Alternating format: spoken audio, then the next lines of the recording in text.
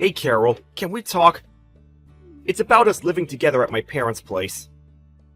Hey Mark, not a good time. I'm headed to an important meeting. I really don't have time for this. Can we talk later? Besides, I thought we already talked about that. We agreed that we wouldn't live with your folks after getting married. You were okay with it. Why now? Yeah, I know. But I got to thinking, I am the oldest, and also an executive at my father's company. I figured it would be kind of convenient to live with my folks. How about we make it a weekend-only marriage? We're living at my house right now. We can get back to living like we did before we got married. I live here at my folks' place, you with yours, and we get together on weekends, no problem. Are you serious? Why even stay married then? If we're married, I want us to live together, not just weekends. You want me to live with your folks. You do realize I run a company, right? If something happens, my priority is to think of the company first and foremost. I have employees and they have their families is to take care of.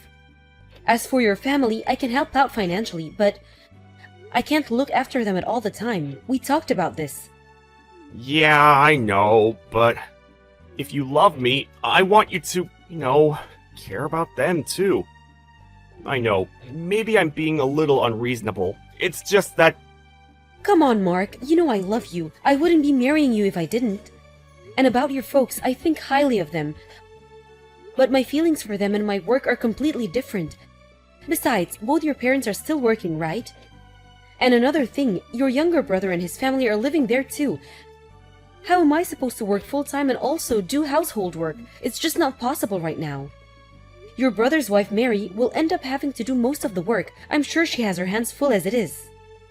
If I live there and not help with the chores, even though I help out financially, just doesn't sit well with me. You know what I mean? Don't worry about Marie. She loves to do housework and cook. It's almost like a hobby with her. Really? Every time I go there, she seems kind of tired out. Didn't seem like she was enjoying any kind of hobby. Another thing I noticed was that your parents are always pretty well dressed, but Mary is always in, I wouldn't say rags, but close to it. Which kind of got me thinking, she's not being bullied in any way, is she? Are you serious? Of course not! I've been living in the same house as her for 5 years. And I've never witnessed such a thing. How could you even think that? Yeah, right. Sorry. Of course your folks would never do such thing. They've always seemed kind and considerate. That's right. And Marie is a bit unusual. She said she has no interest in fashion. Oh yeah? Anyway, about living there with you guys, that's on hold, okay? If you're so adamant about us living there, I need a pretty good reason or I'm not going to agree, just so you know. Boy, you really are stubborn. You should be grateful I'm even considering it. Alright. I'll figure something out. You need a good reason. I'll find one.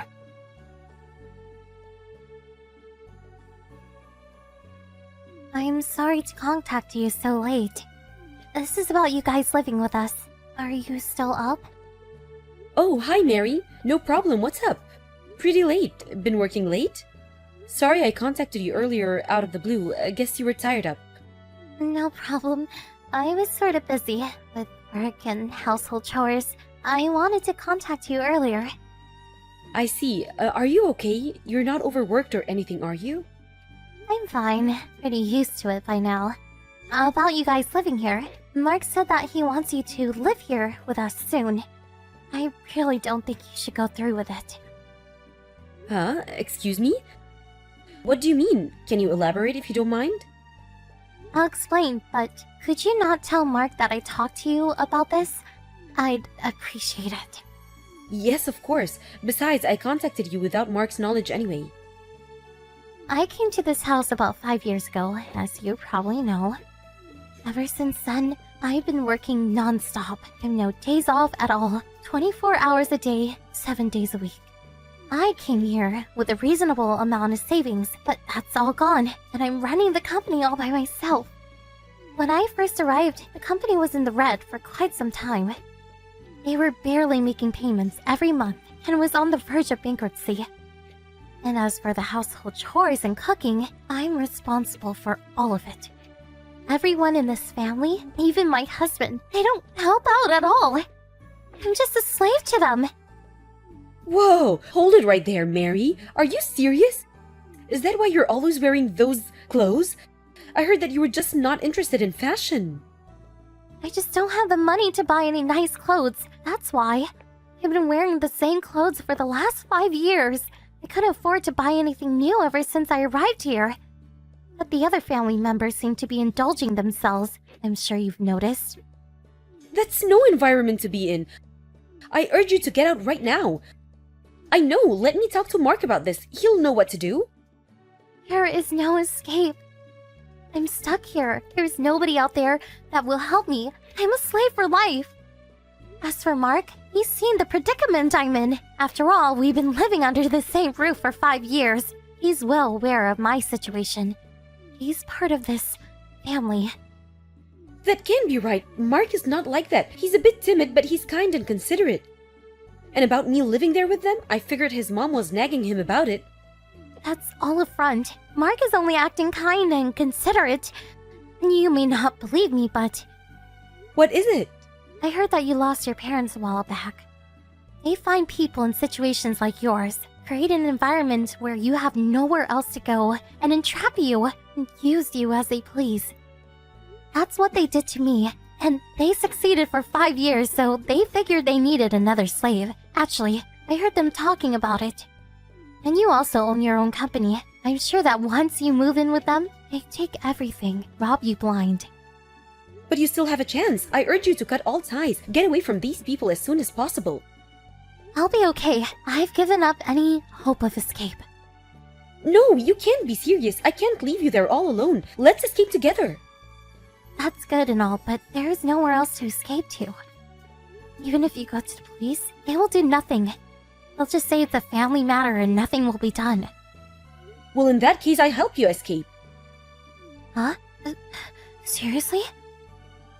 If you had not confided in me, I would have moved in with you. You saved me from grief. Now it's my turn to save you. Even if I didn't end up living with him, they may have found a way to rip me off. I'm sure of it. You were there for 5 long years. Thanks for warning me about them. So don't worry, Mary. You're in luck. I'm on your side, and we'll figure out how to get out of this awful mess. Carol, are you being straight with me? Do you really believe what I'm telling you?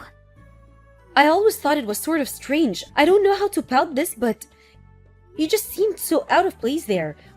When I ask Mark, he never really gives me a straight answer.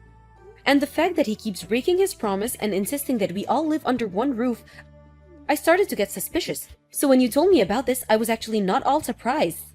Besides, if I don't believe you, how am I supposed to rescue you, right? I have a confession to make, Carol. I was thinking that if you did eventually move in, my life would become a bit easier. That they would focus on you, and it would ease my pain. I'm sorry. Then why didn't you tell me the truth? Why did you warn me? Well, when you came to the house those few times, you were so kind to me. Nobody has ever been so kind to me for so long. I was just so happy that someone out there cared for me. That's when I realized that nobody else should endure such pain, that this should end with me. You're a strong and intelligent woman, that's for sure. I want you to pay back for telling me the truth about them. I'm going to get you out of there. I guess we are not very good at picking guys, but we are way better than those people. Let's put our heads together and give them a taste of their own medicine. What you say?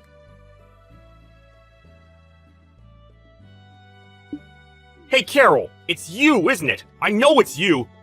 You're protecting Marie, am I right? Protecting Mary? What are you talking about? Don't act like you don't know. Marie is nowhere to be found. Everyone at home is frantically looking for her. You're harboring her. I know you are. Marie has no close family and no close friends. You're the only one that she would go to. Oh yeah, and you changed the keys on your house. Now why would you do that? My keys no longer work. I couldn't get in last night. I had to stay over at my folks' place. You're the only one she would go to. That's ample proof you have her. Am I right? Yeah, that's right. And that means you know perfectly well why I'm protecting her. I almost fell for your dirty trick, Mark. Dirty trick? What are you talking about? It's you that's being tricked, Carol. Don't you realize that?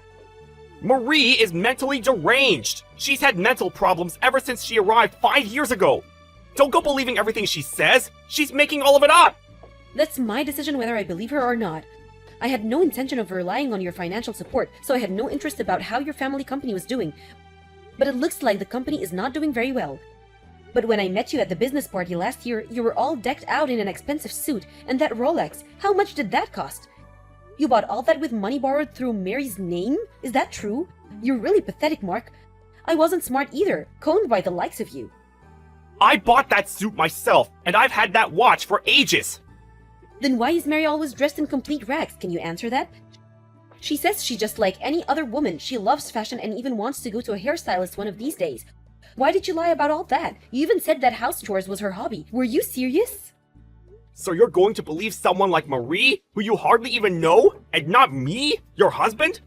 You've completely lost your marbles, Carol! Lost my marbles? It's your family that's crazy. You approached me knowing full well that I had no family, my parents passed years ago, and that I owned my own company, the Perfect Pre.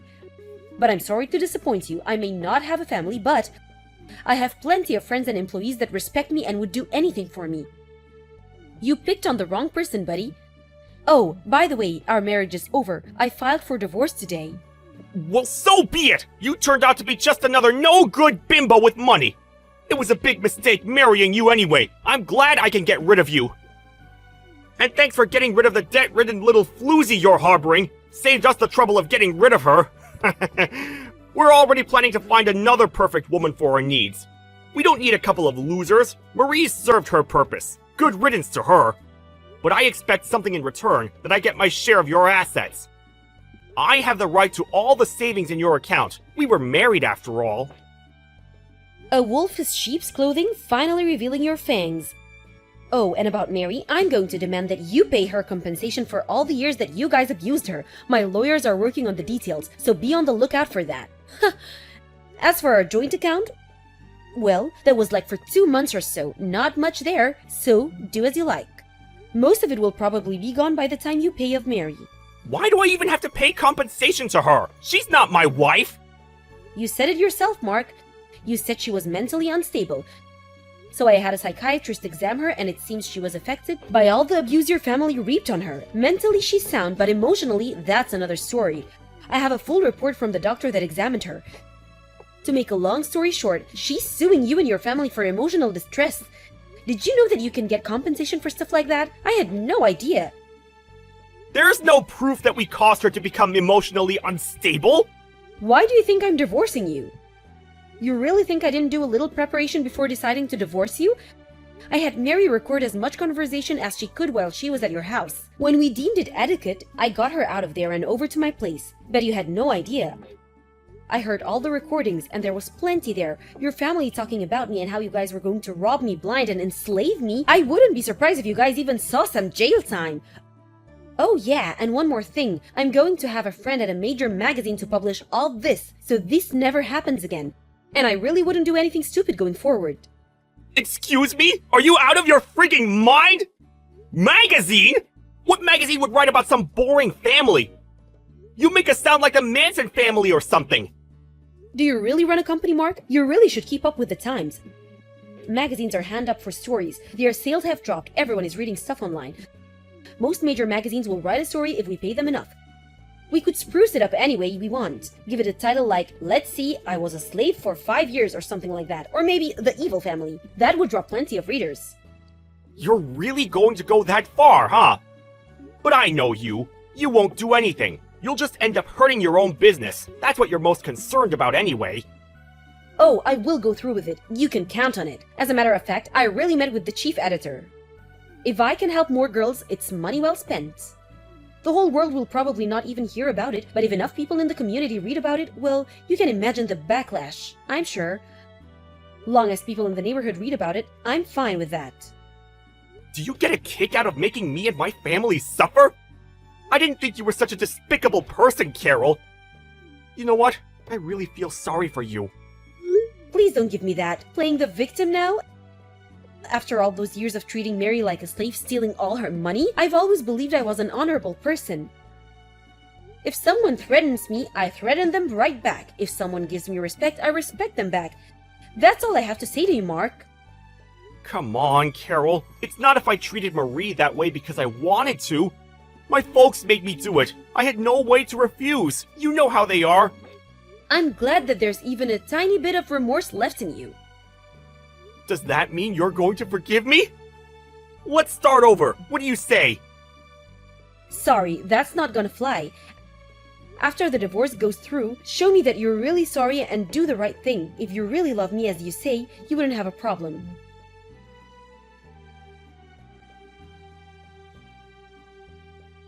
First off, about Mary, a lawyer drew up all the papers and her divorce went through without a hitch. The recordings certainly helped. And with all the evidence, she was able to get a fair amount of compensation for the years of abuse she endured. Mark was able to get half of our savings account and few joint assets, and with all that money the family paid Mary her due. I doubt there was much left for Mark. Mary continued with her meeting with her doctor and gradually seemed to be recovering from her emotional trauma. Currently, she's staying with me and I told her she should just relax, but she insisted on helping me around the house. She even helped me with my business. I can never forgive that family for abusing and traumatizing such a kind and considerate woman like Mary. The ordeal with Mark's family made it into the magazine and they were the talk of the town, in a totally negative way of course. It seems the company went bankrupt and their house was foreclosed. That magazine article really tore the family apart, it seems. I heard that they all went their separate ways. They've always relied on each other for survival, and now the family is no more. I wonder how they will survive. I'm pretty certain they're not leading such a joyous life. Some other family is living there right now. As for all the family members, they sort of disappeared into the night, kind of fighting for them. As for Mary and I, we're currently living together and to be honest, really enjoying ourselves. This house my folks left me is way too big for me alone. Anyway, it's as if I inherited a young sister. For a while, I was a bit depressed, figured I was just not fit for marriage. But I was able to rescue Mary because I was married to Mark. That's something, isn't it?